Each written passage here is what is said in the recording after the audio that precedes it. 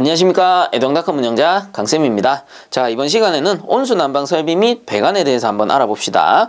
온수난방이란 보일러에서 온수를 발생시켜 방열기, 팬코일 유닛 등에 보내어 실내의 공기를 덮이는 대류 형식의 난방 방식을 말한다 라고 일단 나옵니다. 그래서 쉽게 얘기하면 뭐예요? 온수를 열매체로 사용한다 라는 겁니다. 이전 시간에 전기난방에서는 전기를 열매체로 사용한 거였고, 이번 시간에 온수난방은 뭐다? 온수를 열매체로 사용을 한다라는 겁니다. 자, 그래서 엄밀히 따지면 이렇게 보일러가 있다라고 하면은 온수 난방 같은 경우는 급수가 이렇게 거의 가득 차다시피 해요. 우리 전기 난방은 어때? 급수가 일부 차 있고요. 상부는 전기부가 별도로 있어요. 전기부가. 그래야지 물을 끓여서 전기를 발생시키죠. 이때 이 발생된 전기를 실내에 있는 방열기 쪽으로 이렇게 보내가지고 난방하고 되돌리는 형식. 요게 뭐였어요? 전기 난방이었잖아. 왜? 전기가 순환을 하기 때문에. 자, 근데 온수 난방 같은 경우에는 이 급수의 양이 좀 많습니다. 제가 별도로 이렇게 그려볼게요. 보일러가 이렇게 있고 급수가 거의 가득 차 있어요. 가득 차 있고 마찬가지로 방열기 쪽에 이 온수를 데워가지고 넣어주는 겁니다. 그래서 코일에 의해서 방열을 하게 되고, 자, 그리고 이렇게 돌아오는 형식이 됩니다. 자, 이때 이 온수가 열매체로서 순환이 되기 때문에 온수난방, 온수보일러 이렇게 부르는 거예요. 자, 근데 좀 이제 초보자분들은 어려워하시는 게 뭐냐면은 전기보일러 따로 있고 온수보일러 따로 있는지 알고 계시는데, 물론 따로 설치할 수도 있습니다. 온수 전용, 전기 전용으로 설치할 수도 있습니다. 근데 보통 보면 구조가 거의 똑같아요. 예, 구조가 똑같아. 열매체를 뭐를 쓰느냐에 따라 다른 거야. 그래서 물을 끓이는 거냐 아니면 물을 데우는 거냐, 이 차이밖에 없는 거예요. 자, 그래서 간혹 보면 이런 보일러도 있어요. 보일러가 이렇게 있고 구조가 똑같은데 전기를 발생시켜서 방열기 쪽으로 보내고요. 그리고 일부 전기를 끓이고 남은 온수가 있을 거 아니야. 이 온수를 별도로 어디로 보내느냐? 화장실 또는 탕비실로 보내요. 자, 그러면 이때 사용되는 온수를 우리가 뭐라 그래요? 급탕이라고 하잖아요. 급탕수. 그래서 가정용 보일러 같은 경우는 대부분이 이 전기 라인, 주전기 라인이 따로 있고, 그리고 급탕용으로 쓸 수 있는 온수 라인이 따로 있습니다. 즉 하나의 보일러로 전기도 쓰고 온수도 쓸 수 있다라는 겁니다. 그 말은 결국은 인마 구조나 똑같다. 똑같이 쓸 수 있다. 같은 물을 쓰는 거예요. 자, 근데 우리는 이제 이론을 배우는 거니까 전기와 온수를 별도로 나눕니다. 그리고 전기 전용과 온수 전용으로 볼 거예요. 자, 이때 전기 전용과 온수 전용의 큰 차이점은 뭐냐 하면은, 전기 보일러에서는 뭐가 있었어? 트랩이라는 녀석이 있었어요. 전기 트랩 또는 응축수 트랩이라고 부른다라고 했죠. 이걸 설치하는 이유는 수격작용을 방지하기 위해서 응축수와 전기를 트랩에 모아서 응축수만 배출하는 장치라고 했었습니다. 자, 그와 반대로 이 온수 난방에만 설치하는 장치도 있어요. 그래서 뭐냐면은 팽창탱크라는 녀석이에요. 팽창탱크. 자, 이 팽창탱크는 보일러 상부에 부착하기도 하고요. 그리고 이쪽 배관 라인에 설치할 수도 있습니다. 그렇다고 해서 팽창탱크를 여러 개 설치하는 건 아니고요. 보통 보면 보일러 하나에 하나를 설치하는데, 이 소형 보일러 같은 경우에는 보일러 몸체에 설치하는 경우가 많고요. 대형으로 갈수록 이제 배관 라인 쪽에 설치하는 경우가 많습니다. 그래서 참고적으로 알아두시고요. 이 팽창탱크는 제가 뒤쪽에 가서 좀 디테일하게 설명을 해드릴 거니까, 지금 이 부분에서는 전기 보일러에서는 트랩을 사용하고 온수 보일러에서는 팽창탱크를 사용을 하는구나. 다시 말해 전기 보일러에만 있는 것은 트랩이 되는 거고, 전기 트랩이라고도 하고 응축수 트랩이라고도 합니다. 그리고 온수 보일러에만 있는 것은 팽창탱크구나. 요렇게 이해를 하시면 된다 라는 겁니다. 자, 이제 교재로 다시 돌아가서 1. 온수 온도에 따른 분류 한번 봅시다. 거기 보시면 고온수식과 보통 온수식이라고 나오는데, 여기서 보통 온수식이 저온수식이 돼요. 그래서 이제 문제 같은 경우에는 저온수식으로 나오니까 여러분들 보통 온수식이 저온수식이다. 그래서 위에다가 하나 적어두세요. 저온수라고 적어두시면 알아보실 수가 있겠죠. 그래서 한번 보면 고온수식 온수난방은 장치 내 온수 온도가 100도씨 이상이며 밀폐식 팽창탱크를 사용한다라고 돼 있고, 이 보통 온수식, 저온수식 같은 경우에는 장치 내 온수 온도가 85에서 90도씨로 장치 최상부에 개방식 팽창탱크를 설치한다라고 돼 있죠. 자, 그래서 온도 기준이 100도씨입니다. 100도씨. 여러분들 단순하게 정리하세요. 이 100도씨보다 온도가 높으면은 온수의 온도죠. 온수의 온도가 높으면은 고온수식이 되는 거고, 그리고 이 100도씨보다 낮은 경우에는 저온수식 그 온수 난방이 된다라는 겁니다. 자, 여기서 밀폐식 팽창 탱크와 개방식 팽창 탱크라는 말이 나오는데, 자, 우리 앞에서 배웠던 팽창 탱크 같은 경우는 개방식과 밀폐식으로 나눈다라고 보시면 돼요. 그래서 이 두 가지 큰 분류로 나눌 수가 있습니다. 자, 이때 개방식이라는 거는 말 그대로 외부에 노출되어 있어요. 그래서 외부에 있는 공기가 들어왔다 나갔다 할 수 있고, 보일러 내부에 들어있는 공기 역시도 나갔다가 들어왔다 할 수가 있다라는 겁니다. 그렇기 때문에 개방식은 주로 보면 압력이 낮은 곳에 써야 돼요. 왜? 압력이 높은 곳에 쓰면은 보일러 안에 있는 온수가 밀려 나올 수가 있잖아요. 그래서 밖으로 노출될 수가 있단 말이야. 그렇기 때문에 개방식 같은 경우는 이 온수 보일러 중에 좀 압력이 낮은 곳에 사용을 합니다. 그리고 밀폐식 같은 경우에는 막혀 있어. 밖에 있는 공기도 못 들어오고, 그리고 보일러 안에 있는 공기도 못 나가요. 그렇다 보니까 밀폐식 같은 경우에는 압력이 높은 곳에도 사용을 할 수가 있다라는 거겠지. 자, 그러면 온도 조건으로 다시 돌아와 보면, 자, 100도씨가 넘어가는 고온수식 온수난방이 있습니다. 그러면 한 가지 의문점이 들어요. 쌤, 100도씨가 넘어가면은 물이 증기로 바뀌지 않나요? 온수로 남아있을 수 없을 텐데요. 그쵸? 맞는 말입니다. 그렇기 때문에 어떻게 고온수로 만드느냐. 보일러의 내부 압력을 올려버려요.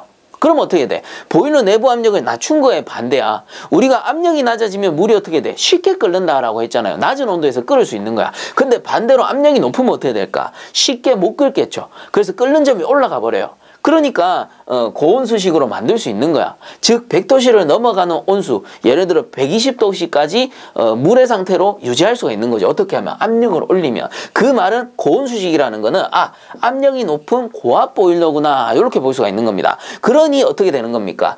밀폐형을 쓴다고. 밀폐식 팽창 탱크를 쓴다 라는 거겠죠. 왜? 압력이 높은 곳에 사용을 하니까. 자, 그러면 자연스럽게 100도씨 이하인 저온수식에서는 압력이 낮으니 뭐예요? 개방식 팽창 탱크를 사용한다 라는 얘기가 되는 겁니다. 이렇게 이해를 하시면 되겠죠. 자, 그리고 그 밑에 보시면 팁박스 나오죠. 고온수식 온수난방의 특징 한번 읽어봅시다. 난방수 순환량을 적게 할 수 있다. 자, 왜 그럴까요? 고온수식, 저온수식이 있어요. 둘 다 같은 용량이라면 고온수식의 온도가 높으니까 연료율이 훨씬 좋겠죠. 그러니까 이 안에 순환하는 물의 양도 어떻게 돼? 좀 줄어도 된다라는 거야. 왜? 온도가 크니까. 자, 그래서 연료율이 좋으니 난방수 순환량을 작게 할 수 있다라는 겁니다. 그 옆에 온도차가 크므로 왜? 얘는 온도가 높고 온도가 낮다, 요 뜻입니다. 자, 그 다음에 두 번째 보시면 보유 연량이 크므로 보일러의 용량을 축소시킬 수 있다. 자, 마찬가지죠. 온도가 높다라는 거는 연료율이 좋다라는 거고, 연료율이 좋으니까 같은 연료율을 가졌다면 보일러의 용량을 줄여도 어때요? 같은 효율을 유지할 수가 있다라고 보는 거지. 그 다음 세 번째 보시면 관지름을 작게 할 수 있어 경제적이다. 그래서 온도가 높으니까 관의 직경이 어때? 작아도 된다라는 소리입니다. 이 앞에서도 한번 다뤘는데 관의 직경이 작고 관의 직경이 크다라는 건 결국 뭡니까? 얘는 전열 면적이 크다라는 거고 얘는 전열 면적이 작다라는 거야. 그 말은 관의 면적을 크게 해야 될 이유는 전열 효율이 안 좋으니까 면적을 늘려달라는 소리거든요. 그러니 고온수식 같은 경우에는 온도가 높고 열 효율이 좋잖아. 그러니까 굳이 늘리지 않아도 된다, 작아도 된다라는 소리예요. 그래서 관지름을 작게 할 수 있어 경제적이다. 관지름이 작아지니까 설치비도 작게 든다라는 소리예요. 그리고 내부 압력이 높다, 뭐 이렇게 나오죠. 그래서 앞에 내용들이 이해되었다면 요 특징들도 이해가 가실 겁니다. 자, 그 다음 넘어가 봅시다. 자, 그 다음 이 배관 방식에 따른 분류 보면은 단관식, 복관식, 역기한 방식이라고 해서 나옵니다. 자, 우리 앞에 증기난방 할 때도 단관, 복관을 했었어요.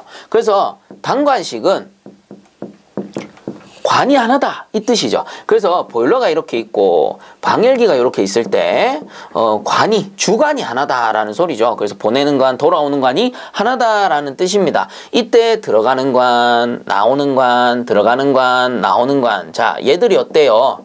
같은 주관에 연결이 된다라고 했잖아요. 이때 증기난방 같은 경우는 들어가는 게 증기였고 나오는 게 뭐였어요? 응축수, 물이었단 말이야. 그렇기 때문에 이 증기난방 같은 경우에는 큰 특징이 뭐였다? 당관식은 증기와 물이 섞여 다녔다라고 했었죠. 근데 온수난방에서는 그렇지 않죠. 왜 그래? 보내는 것도 온수, 나오는 것도 온수이기 때문에 이 당관 안에는 모두 온수만 순환하게 됩니다. 단 차이점은 들어갈 때는 고온의 온수가 들어가고요. 나올 때는 좀 식은 냉수라고 할게요. 여기에 비해서는 차가운 물이다라는 겁니다. 여기에서는 뭐 응축수라는 말을 안 써요. 왜? 증기가 응축된 게 아니잖아요. 고온수가 보내져서 좀 미온수가 나온다. 이렇게 보시면 되는 거예요. 그래서 여기에 비해서 냉수라는 뜻입니다. 이렇게 보다 미온수라고 적을까요? 미온수. 좀 식어서 나온다. 이렇게 보시면 됩니다. 그렇지만 뭐 결론적으로 이 당관 안에는 결국은 뭐예요? 온수가 순환한다. 물만 순환하게 된다. 라는 거겠죠. 자, 그 다음에 복간식 같은 경우에는 복간식은 관이 두 개다라고 했잖아요. 그래서 보일러가 이렇게 있고 방열기가 이렇게 있다라고 하면은 온수를 보내주는 관이 따로 있고 온수를 환수시키는 관이 따로 있는 겁니다. 그래서 주관이 두 개가 있다라고 해서 복간식이라고 했었죠.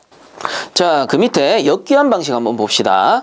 역환수 방식 또는 리버스 리턴 방식이라고도 하며 하나의 배관계에 다수의 방열기를 치부할 때 배관의 길이가 다르기 때문에 환수관을 가장 먼 기기까지 가지고 간 다음 반복하여 환수관을 원래 방향으로 되돌리면서 각 기기의 배관 저항의 균형을 맞추어 기기로의 수량 평균성을 보존하는 방식이다 라고 해서 나오고요. 밑에 그림이 잘 나와 있긴 한데 처음 보시는 분들은 뭔지 잘 모르겠죠. 자, 그래서 좀 쉽게 설명을 드리자면 일단 이름은 역기환 방식입니다.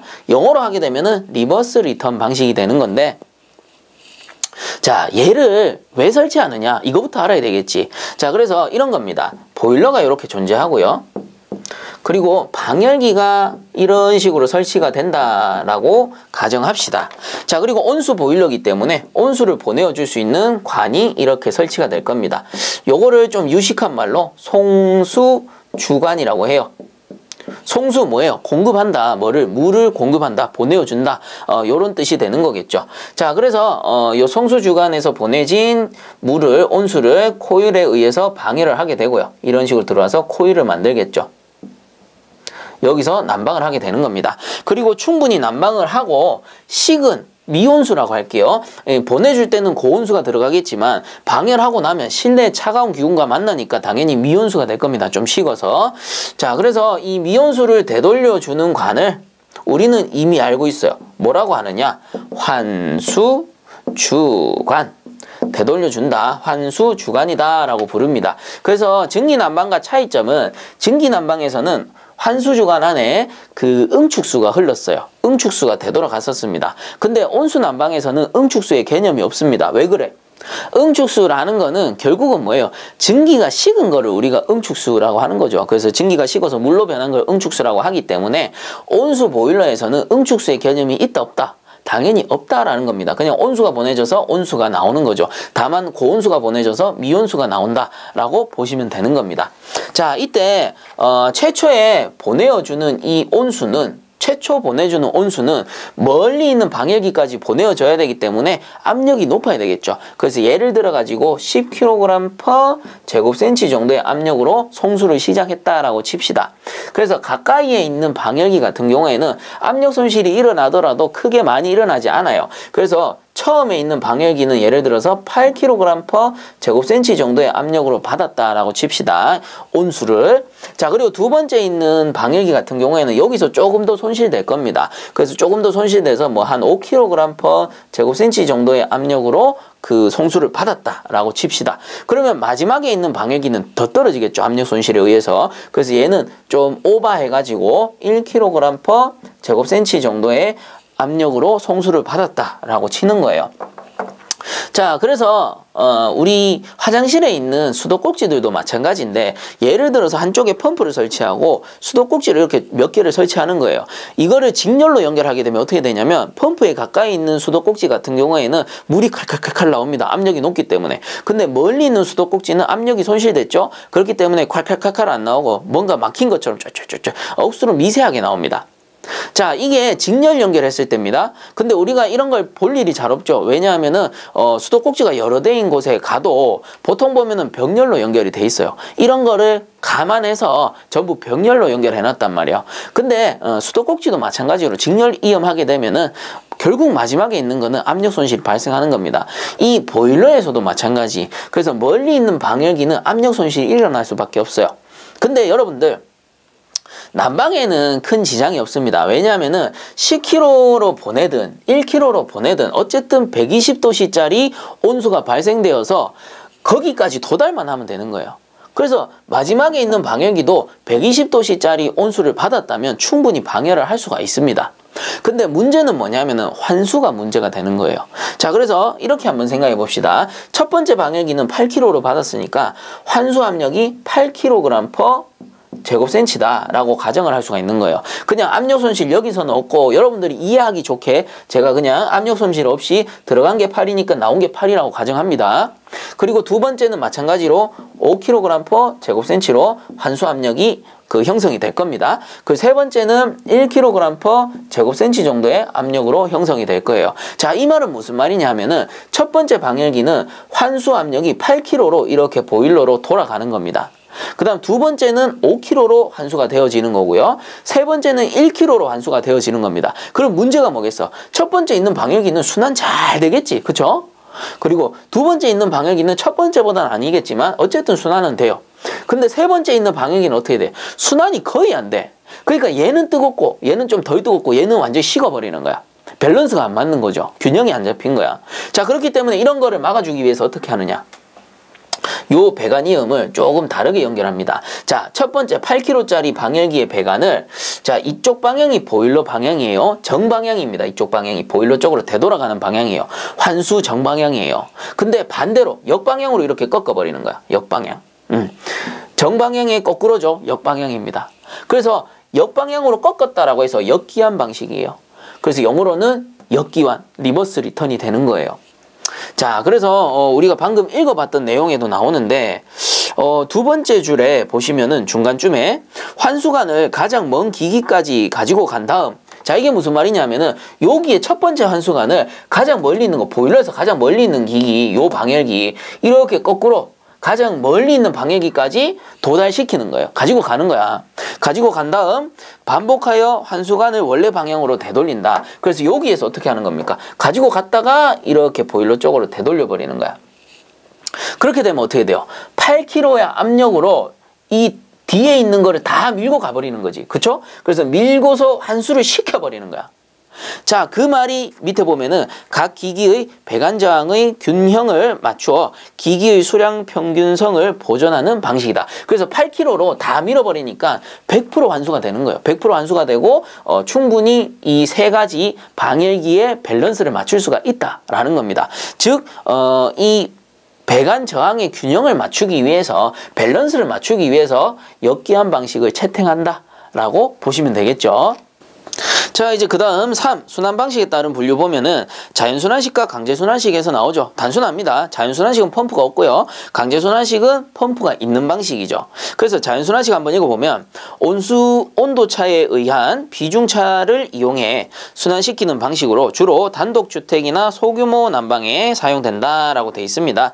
자, 그래서 이런 거죠. 자연순환식은 보일러가 이렇게 있으면 방열기가 있고요. 그리고 여기 송수주관을 딱 연결해가지고 방열하고 나면 어떻게 되는 거야? 여기 밑으로 자연적으로 비중차에 의해서, 비중차 뭐 다른 말로 밀도차라고도 합니다. 그래서 비중차, 밀도차라고 나오는 이유는 뭐냐면은 처음에 보낼 때는 고온수잖아. 그리고 되돌아올 땐 뭔데? 미온수란 말이야. 그렇기 때문에 여기가 온도가 높고요. 그리고 여기가 온도가 낮으니까 이 온도가 낮은 거는 밑으로 내려가려고 하고 온도가 높은 녀석은 위로 올라가려고 하니까 자연적으로 순환이 되는 거죠. 그래서 자연 환수식이라고 부르는 거고, 그 다음 밑에 강제순환식 같은 경우는 요 그림에서 뭐예요? 그냥 펌프만 이렇게 달아버리면 되죠. 자, 그래서 읽어보면 순환펌프에 의해 강제순환시키는 방식이다 하고 나오고요. 그리고 뭐 온수순환용 펌프 종류는 센트리퓨걸, 그리고 충류펌프, 하이드롤레이터, 라인펌프 뭐 이렇게 나오는데 참고적으로만 일단 보시면 됩니다. 그리고 밑에 세 번째 보시면 순환 펌프는 환수관 쪽 보일러 가까이에 수평으로 설치한다. 그래서 이 순환 펌프는 환수관에 설치를 하는데 최대한 요 보일러 가까이에 설치를 해줘라 라는 뜻이 되는 겁니다. 자, 그 밑에 볼게요. 4번. 온수난방의 특징, 증기난방과 비교했다라고 해서 나오네요. 자, 그래서 여러분들 온수난방 특징이라고 해서 나오는데 이거 의외로 문제에 잘 나오는 편이니까 여러분들 잘 이해를 하셔야 됩니다. 그래서 증기난방과 온수난방을 비교하는 거예요. 자, 이때 단순하게 생각하시면 됩니다. 이 증기난방은 어떻게 돼요? 증기난방 같은 경우는 보일러를 이렇게 설치하고 급수를 만들어서 이 증기를 발생시켜. 자, 이 증기 같은 경우에는 특징이 뭡니까? 고온, 고압입니다. 고온고압이에요. 즉 증기난방이라는 거는 고온고압 보일러에 속하는 거예요. 자, 요거 두 개 비교할 때입니다. 그리고 온수난방 같은 경우에는 물을 가득 채워서 따뜻한 온수를 발생시키죠. 이때 온수난방은 증기난방에 비하면은 저온, 저압이라고 봐야 돼요. 일단 온수 온도가 증기 온도만큼 올라갈 수가 없습니다. 몇백 도씩 막 이렇게 상승할 수 없단 말이에요. 자, 그렇기 때문에 증기난방, 온수난방 비교하실 때는 여러분들 증기난방은 고온고압이고 온수난방은 저온저압이다. 이것만 딱 생각을 해버리세요. 자, 그럼 특징 같이 한번 봅시다. 예열시간이 길다. 이건 뭡니까? 온수난방의 특징입니다. 온수난방은 예열시간이 길다라고 나오는데 그 이유는 뭐냐면은 증기 자체는 고온고압이기 때문에 순간적으로 끓여내야 돼요. 그래서 버너 용량이 엄청나게 대용량입니다. 근데 거기에 비해서는 온수난방의 버너 용량이 작기 때문에 서서히 가야 되는 거예요. 자, 그렇기 때문에 온수난방의 예열시간이 길다라는 거고요. 그 다음 밑에 보시면 방열량 조절이 용이하다. 자, 이 이유는 뭐예요? 증기난방 같은 경우는 고온고압이에요. 근데 보통 보면은 뭐 120도, 130도 이게 아니고 200도, 300도 막 올라가 버리니까 우리가 온도 조절 할 수 있다 없다? 못해요. 우리가 아무리 온도를 떨어뜨리고 싶어도 몇백 도씨가 되는데 온도 조절? 어렵습니다. 근데 온수난방은 어때요? 그 저온수식 같은 경우는 100도씨도 안 되죠. 그렇기 때문에 우리가 온도 조절하기가 좀 쉽다. 자, 그래서 증기랑 온수를 계속 지금 비교를 하는 겁니다. 그 다음 세 번째 보시면 동결의 위험이 적다라고 돼 있는데 이거는 증기와 온수의 특징입니다. 그래서 이 증기 같은 경우는 비열이 어때? 비열이 작은 편이에요. 온수에 비해서, 물에 비해서. 그래서 온수라고 적고 뭐 물이라고 생각하셔도 됩니다. 그래서 온수는 증기보다는 비열이 높은 편입니다. 자, 이때 비열이라는 거는 뭐랑 관계 있어요? 연용량하고 관계가 있다라고 했지. 그래서 증기 같은 경우에는 비열이 작다는 소리는 연용량이 작다라는 소리고 이 온수 같은 경우에는 비열이 높다라는 소리는 연용량이 크다라는 소리하고 같은 거죠. 그 말은 동시에 가열해서 동시에 껐어요. 자, 동시에 끄게 되면은 증기 같은 경우는 어때? 비열이 작고 연용량이 작기 때문에 금방 식어버려요. 근데 온수 같은 경우는 어때? 비열이 크기 때문에 서서히 식는단 말이야.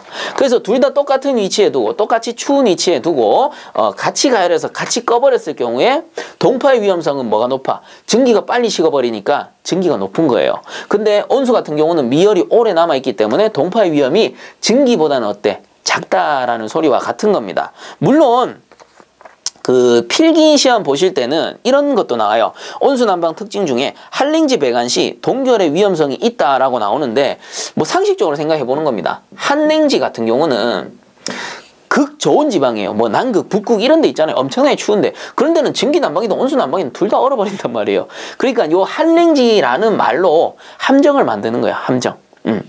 다만 우리는 뭐예요? 증기랑 온수를 지금 비교를 하는 겁니다. 그래서 증기난방과 온수난방을 비교했을 때는 온수난방이 어때? 동결의 위험이 작다라는 겁니다. 이렇게 알아두시면 돼요. 자, 그 다음 방열 면적이 넓고 취급이 쉽다라고 돼 있죠. 자, 그래서 방열 면적이 넓다 이렇게 생각하시면 됩니다. 온수난방과 증기난방을 비교했을 때 온수난방이 온도가 낮아요. 온도가 낮기 때문에 배관의 직경을 넓혀야 됩니다. 왜 그래? 자, 배관의 직경을 넓힌다. 이 소리는 결과적으로 전열 면적을 늘려준다라는 겁니다. 왜? 증기난방보다 온수의 열량이 낮기 때문에. 증기난방은 어때요? 배관의 직경이 좀 작아도 됩니다. 왜? 얘보다는 온도가 높기 때문에. 그래서 온수난방은 이 열량이 작기 때문에 그래도 전열 면적이라도 늘리자. 그래서 배관의 직경을 좀 크게 해주는 거고요. 그래서 방열 면적이 넓다라는 소리가 나오는 거고, 다만 이제 단점은 뭐겠어? 배관의 직경이 커지는 만큼 설치비가 좀 많이 들 수가 있겠죠. 그런 단점도 있습니다. 그리고 취급이 쉽다라는 얘기는 온수 난방이 어때요? 저온 조합이니까 당연히 증기보다는 취급이 용이하겠죠. 자, 그 밑에 보시면 건축물의 높이에 제한을 받는다라고 돼 있죠. 자, 이거는 왜 그래? 온수 난방 같은 경우는 송수 주관이 있다라고 했죠. 온수를 이렇게 위로 올려주는 그 송수 주관인데, 온수를 위로 올려주기 위해서는 결과적으로 펌프를 설치해 줘야 되는 겁니다. 그 말은 이 펌프의 용량에 따라서 제한되는 높이가 있다라는 거죠. 뭐 63빌딩 올리고 싶은데 63빌딩 다 커버할 수 있는 펌프를 설치해야 되지, 안 그러면은 그 올라갈 수가 없단 말이에요. 그 말인즉슨 펌프의 용량에 제한이 있다는 뜻인데, 증기 보일러를 설치하게 되면 어떻게 돼요? 증기는 공기보다 가벼우니까 밀도가 가볍잖아요. 그러니까 증기는 이제 보내줄 때, 방열기 쪽으로 보내줄 때입니다. 그래서 송기시킬 때는 펌프 같은 거 필요 없죠. 그리고 무한정으로 올라갈 수가 있는 겁니다. 공기보다 가벼우니까 63빌딩이든 뭐 100층이 넘는 빌딩이든 지 혼자 알아서 올라가는 거예요. 자, 그렇기 때문에 온수 난방 같은 경우에는 건축물의 높이에 제한을 받는다라는 겁니다. 자, 그리고 밑에 방열기 표면 온도가 낮아 화상의 위험이 적다. 요거는 이제 이해 가시죠? 저온 저압이니까. 이 증기 보일러 같은 경우는 방열기 온도가 너무 높아서 자칫 손으로 잘못 만지면 화상을 입기도 해요. 자, 거기에 비해서 온수 난방은 방열기 온도가 낮기 때문에 화상의 위험이 적고 이제 취급이 용이하다. 이렇게 생각을 하시면 될 것 같습니다. 자, 그 밑에 팽창 탱크. 팽창 탱크는 온수 보일러 운전 중 장치 내 온수 온도 상승에 의한 최적 팽창 및 이상 압력을 흡수하는 안전장치로 사용된다. 자, 그래서 이 팽창 탱크라는 거는 온수 보일러에서의 일종의 안전장치인데, 종류로는 개방식과 밀폐식이 있는 거고요. 일단 개방식 같은 경우는 보일러가 이렇게 다이렉트로 연결되는 경우가 많습니다. 그래서 온수 보일러니까 온수가 가득 차 있겠죠. 자, 이때 이 보일러를 장시간 운전하다 보면 온도가 상승할 거고요. 온도가 상승하다 보면 온수의 최적도 어떻게 돼? 최적도 같이 상승하는 거야. 자, 이때 보일러라는 거는 밀폐된 용기이기 때문에 밀폐된 용기 안에서 최적이 늘어나면 어떻게 될까? 자연스럽게 압력이 올라가게 되겠죠. 이 상태에서 계속 운전하는데 이 팽창 탱크가 없다라고 치면은 용기가 부하를 받아서 잘못하면 보일러가 뻥 터져버릴 수가 있겠죠. 자, 그래서 이런 걸 막기 위해서 팽창 탱크를 설치하는 겁니다. 자, 그래서 보일러 내부에 압력이 올라가게 되면 이 보일러 내부의 최적도 늘어나는 거죠. 이 온수의 최적도. 그래서 요 압력이 이렇게 전달되는 거예요. 위쪽으로 팽창 탱크로 전달돼서 이 내부에 있는 급수, 즉 온수겠죠. 온수의 수량이 늘어나는 겁니다. 이렇게 유량이 올라가는 거예요. 그래서 유량이 증가하면서 내부에 있는 공간에서 이 압력을 흡수해준다 라고 보시면 되는 거야. 즉 팽창 탱크의 수위가 올라가면서 어떻게 되는 거야? 내부의 압력을 흡수한다. 어디 내부? 보일러 내부의 압력을 흡수한다. 이게 팽창 탱크의 역할이 되는 겁니다. 그래서 왜 안전장치인지 이제는 이해가 가시겠죠? 그래서 요거는 이제 플로트인데, 플로트 밸브에 의해서 이게 이렇게 쭉 올라가면은 밸브가 잠겨버리고요. 여기에 급수 밸브가 있습니다. 급수 밸브가 잠겨버리고요. 플로트가 이렇게 내려가다 보면은 이 수위가 확 떨어지겠죠. 수위가 확 떨어지면 보일러 내부의 온수 양이 부족하다는 거거든. 그렇게 되면 이 급수 밸브가 열리면서 다시 급수를 보충해주는 역할도 하는 겁니다. 자, 이게 개방식 팽창 탱크의 기본적인 원리가 되겠고요. 그 다음 밀폐식은요. 밀폐식은 말 그대로 완전히 이렇게 밀폐되어 있다. 개방식은 어떻게 되어 있냐? 배기관이 뚫려 있어서 외부에 노출되어 있어요. 그래서 공기가 들락날락 할 수 있는데, 밀폐식은 그런 게 없습니다. 그래서 완전히 밀폐되어 있는 거예요.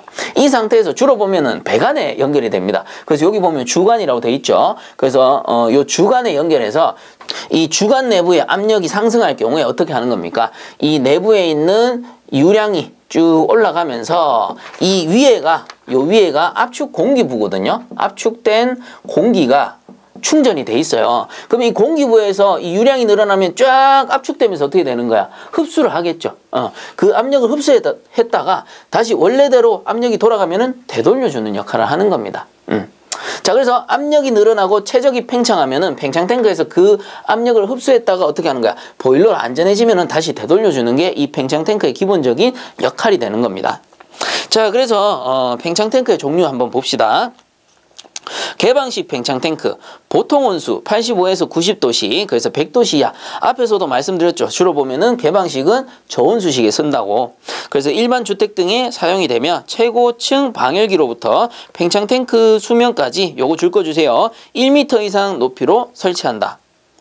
자, 그래서 최고층 방열기, 즉 뭐 10층짜리 건물이 있으면 10층 위에 있는 방열기 쪽에 제일 위에 있는 방열기의 위에다가 그거보다 높이 팽창 탱크를 설치해줘라, 이 뜻입니다. 그 이유는 뭐냐? 팽창 탱크는 이 최적 압력을 흡수하는 역할도 있지만 이 내부에 있는 공기, 즉 불응축 가스를 밖으로 빼주는 역할도 해요. 그 말은 불응축 가스가 어디 모이는데? 최상층에 있는 기계에 모이겠지. 그래서 최상층에 있는 방열기보다 1m 높은 위치에 팽창 탱크를 설치해 줘야지만 어때? 안에 있는 불응축 가스가, 여기 불응축 가스가 배기관을 통해서 빠져줄 수가 있다라는 겁니다. 자, 그래서 최고층 방열기로부터 팽창 탱크 수면까지 1m 이상 높이로 설치한다라는 얘기고요. 자, 그 다음에 용량은 온수 팽창량의 2에서 2.5배로 한다. 참고적으로 알아두시면 됩니다. 자, 그리고 밑에 보시면 개방식 팽창 탱크의 구성은 급수관, 안정관, 요거를 방출관이라고도 하고요. 배기관, 오버플로우관, 팽창관, 배수관이 있다라고 나오는데 여기 그림에 그대로 나오죠. 그래서 요 일단 팽창관부터 보면은, 팽창관이 뭐냐면은 보일러랑 다이렉트로 연결돼서 보일러 내부에 압력이 올라가면 그 압력을 바로 흡수해 주는 겁니다. 그래서 가장 주된 역할을 하기 때문에 팽창 탱크의 관이다, 팽창관, 이렇게 부르는 거고요. 그리고 여기 보시면 급수관이 있죠. 급수관은 뭐예요? 여기 안에 급수가 떨어지면, 수위가 너무 낮아지면은 보충수를 이렇게 넣어주는 개념이에요. 급수를 해주는 관이다, 이렇게 보시면 되고. 그리고 여기 보면 배수관이라고 있어요. 배수관은 이 팽창 탱크 내부에 하부에 예를 들어 이물질이 고였어. 이물질 등이 고이면은 물을 빼내고 청소를 해줘야 되잖아요. 그때 사용하는 드레인 밸브라고 보시면 됩니다. 그래서 드레인 밸브가 설치된 요 관을 배수관이다 라고 보시면 되죠. 그 다음에 오버플로우 관이라고 있는데, 오버플로우 관은 여기 압력이 너무 올라가서 수위가 엄청나게 상승해 버리면은 어떻게 되는 겁니까? 그 팽창 탱크에도 부하가 걸리겠죠. 그런 거를 미연에 방지하기 위해서 오버된 물을 배출해 준다. 그래서 오버플로우 관이라고 부르는 겁니다. 자, 그리고 여기 안정관 또는 방출관이라고 돼 있는데, 오버플로우 관이 뭔가 막혔어, 뭔가 문제 발생했어. 그럼 수위가 더 올라오겠죠. 이때 어떻게 해야 돼? 어떻게든 도피를 시켜줘야 되잖아. 그래서 이런 압력을 밖으로 빼주는 게 안정관 또는 방출관이라고 하는 겁니다. 자, 그리고 여기 보면 배기관이라고 있는데, 배기관은 안에 체류하는 공기, 불응축 가스를 빼주는 관을 배기관이라고 하는 겁니다. 자, 그래서 요 그림 하나만 기억을 하시면 되고요. 그 그림은 바로 뒷페이지 45페이지 나오니까 참고해서 보시면 됩니다. 자, 그리고 밑에 밀폐식 팽창 탱크 한번 봅시다. 100도씨 이상의 고온수 난방에 사용하며, 이거 이제 이해가 가시죠? 그 다음 설치 장소 및 높이에 제한을 받지 않는다. 그래서 밀폐식 같은 경우는 설치 장소가 크게 의미가 없습니다. 이 녀석은 불응축 가스를 제거해 주는 게 아니고 거의 대부분 보면은 압력 흡수의 역할을 하기 때문에 이 밀폐식 자체가 뭐 위치에 상관이 있진 않아요. 개방식 같은 경우는 어땠어요? 불응축 가스 때문에 최상층에 설치한다 라고 나왔었잖아요. 그래서 이 두 가지 가장 큰 차이점이라고 볼 수가 있겠죠. 자, 그리고 밑에 보시면 밀폐식 팽창 탱크의 구성은 급수관, 수위계, 안전밸브, 압력계, 뭐 컴프레셔, 배수관이라고 해서 나오는데, 참고적으로 컴프레셔라는 거는 요 압축 공기를 충전해주는 장치예요. 그래서 요 그림에서 설명을 드리면 요 부분에 있을 거예요. 컴프레셔가 일종의 압축기입니다. 그래서 공기를 확 압축해가지고 이렇게 넣어주는 역할을 하는 겁니다. 자, 그래서 요 그림에서 다시 한번 설명을 드리면은, 밀폐식 같은 경우에는 급수관이 있고요. 그 다음 배수관 드레인 하는 거죠. 그 다음 수면계, 다른 말로 수위계라고 하는데, 안에 수위가 어느 정도 위치하고 있는지, 그리고 밀폐되어 있기 때문에 압력계가 필요하고요. 그 다음에 압축공기, 요 공기부가 있다라고 했죠. 이 공기부에서 압력을 흡수하는 거예요. 그렇기 때문에 이 공기가 만약에 방출되거나 손실돼 버리면은 이 압력을 흡수할 수가 없잖아요. 그렇기 때문에 압축공기를 충전해주는 컴프레셔가 있는 거고, 그리고 방출밸브라고 있죠. 방출밸브라는 거는 이 안에 압력이 기하급수적으로 상승해가지고 더 이상 감당할 수 없으면은 안에 있는 물도 다 빼버려야 되는 거예요. 그래서 위험 상황에서 빼주는 밸브를 방출밸브라고 하는 겁니다. 자, 요렇게 개방식과 밀폐식 팽창 탱크 정리를 해주시면 됩니다. 자, 그래서 45페이지 그 그림 참고해서 봐주시면 될 것 같고요. 그리고 그림 밑에 보시면 설치 목적 나오는데 한번 쭉 읽어볼게요. 온수의 최적 팽창 및 이상 압력을 흡수한다. 요거 앞에서 주된 목적이다 라고 해서 배웠죠. 그 다음 장치 내 압력을 일정하게 유지한다. 그렇죠. 압력이 올라가면 수위가 올라가면서 압력을 흡수해주는 장치입니다. 그 다음 보일러수 부족 시 보충의 역할을 한다. 여기 급수관이 있다라고 했었죠. 밀폐식도 급수관이 있습니다. 자, 그 다음에 온수 넘침에 의한 열 손실을 방지한다. 자, 요렇게 단적으로 예를 들어 볼게요. 자, 요 팽창 탱크가 없다라고 치면은 온수가 가득 차 있어요. 이 상태에서 압력이 올라가 버리면 온수가 어떤 틈이 발생하게 되면 이 유출돼 버리죠. 그래서 밖으로 빠져버린단 말이야.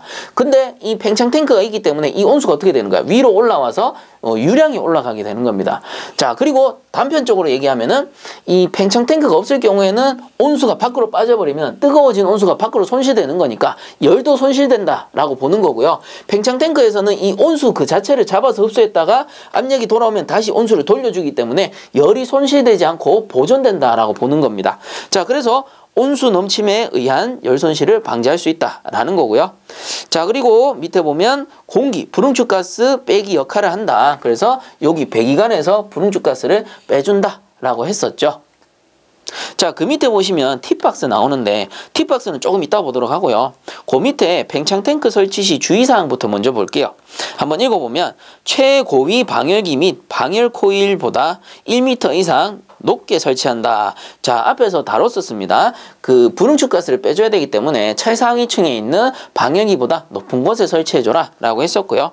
그 다음 두 번째, 팽창관의 끝부분은 팽창 탱크 바닥면보다 25mm 정도 높게 배관한다. 자, 그래서 이 부분이 어디냐 하면은 팽창관 끝부분 요 부분입니다. 요 부분. 요 부분을 이 팽창 탱크 바닥 높이보다 어떻게 25mm 정도 높게 설치해라 이 뜻입니다. 즉 팽창 탱크를 요 바닥 부분에 바로 설치하라 이 뜻이 아니고요. 여기 설치하지 말고 요 바닥보다 조금 높게 설치해라 이 뜻입니다. 이거는 왜 그러냐? 팽창 탱크도 오래 쓰다 보면은 하부에 이물질 먼지 찌끄러기들이 쌓입니다.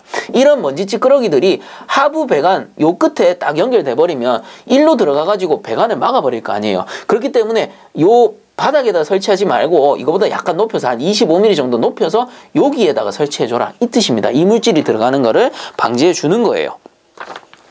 자, 그다음 세 번째, 팽창관이나 안전관, 방출 밸브에는 밸브 및 체크 밸브 등을 설치해서는 안 된다. 요거 좀 중요합니다. 별표해 주세요.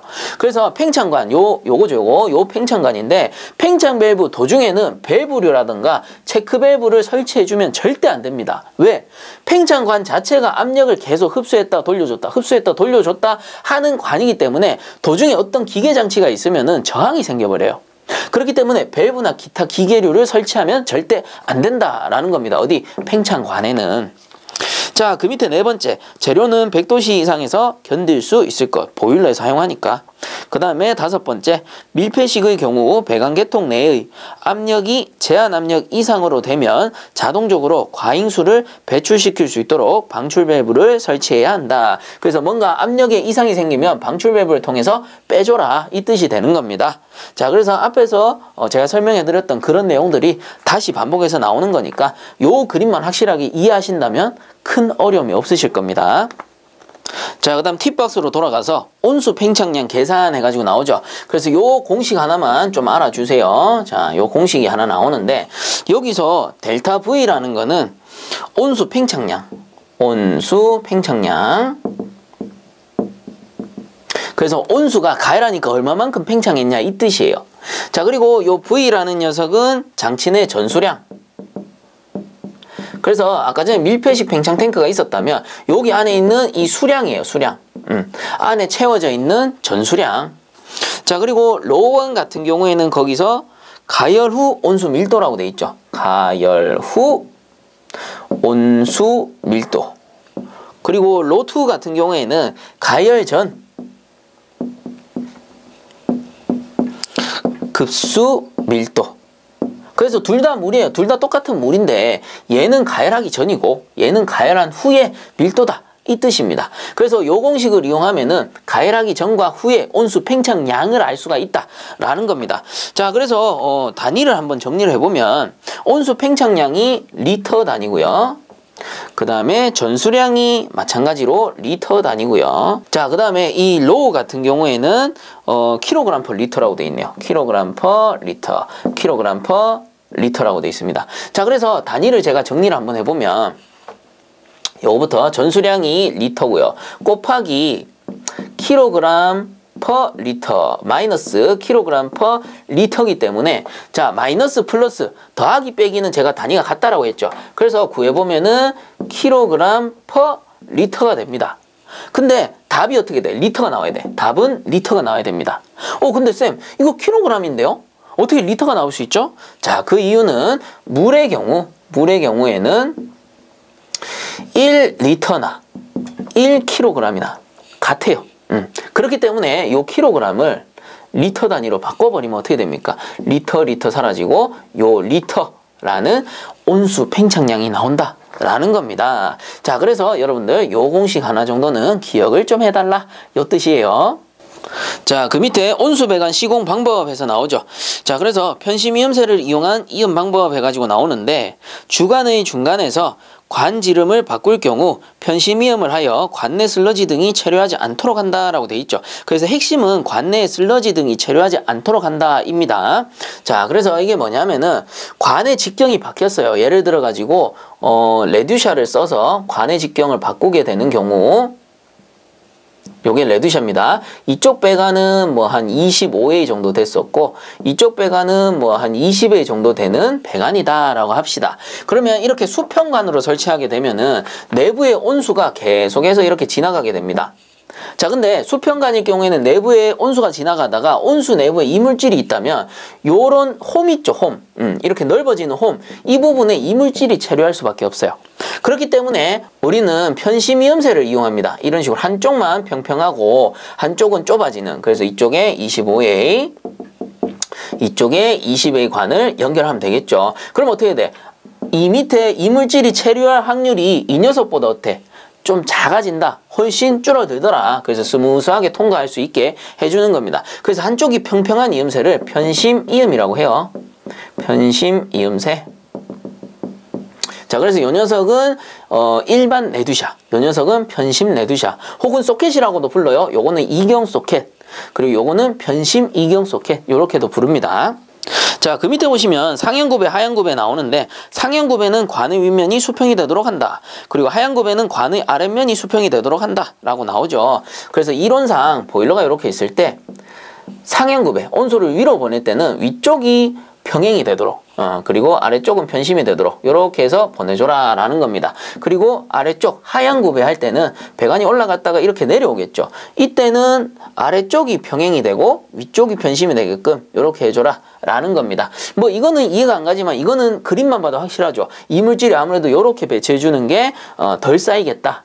딱 보면 이해가 될 거예요. 그리고 상향구배 같은 경우는 사실상 송수주관은 펌프로 끌어올려야 되기 때문에 상향구배 할 때는 자연스럽게 위쪽을 평행하게 해주는 게 이물질이 덜 쌓여요. 위쪽에 붙어서 물이 이동할 확률이 높기 때문에 그래요.